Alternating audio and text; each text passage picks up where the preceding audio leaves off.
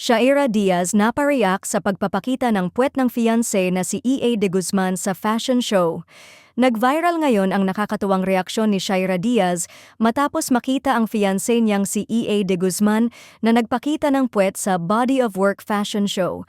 Lintek na yan. Sabi mo sa akin sasayaw ka lang, dagdag pa ni Shaira, "My God, yung puwet ng asawa ko, alam na ng lahat itsura." Hindi napigilan ni Shaira na mag-react ng bongga nang makita ang unexpected na reveal ng kanyang fiancé sa runway. Ayon kay Shaira, "Nagulat ako, nagsigawan sa labas.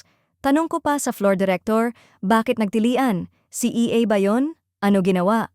Nang sabihin sa kanya na nagpakita si E.A., nagulantang siya at agad na natanong, "Ha?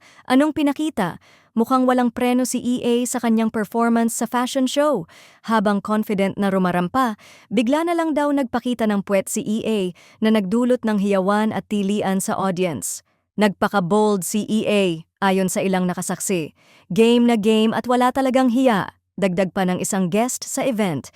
Shaira, proud pero shocked, bagamat gulat na gulat si Shaira sa stunt ng kanyang fiancé, proud pa rin naman daw siya kay E.A. dahil kayang-kaya nito magdala ng kahit anong role or performance. Sa isang interview, tawang-tawa lang si E.A. nang tanungin tungkol sa kanyang daring moment sa fashion show. "Ginawa ko lang para sa art at para sa crowd. Kung masaya sila, masaya na rin ako." Sabi ni E.A. habang tumatawa, dinagdag pa niya, "At least may surprise factor." Matapos ang viral moment na ito, maraming fans ang nagtanong kung kailan na nga ba ikakasal ang dalawa. Mukhang game na game naman si Shaira, pero sabi niya, napag-uusapan na at soon na rin yan.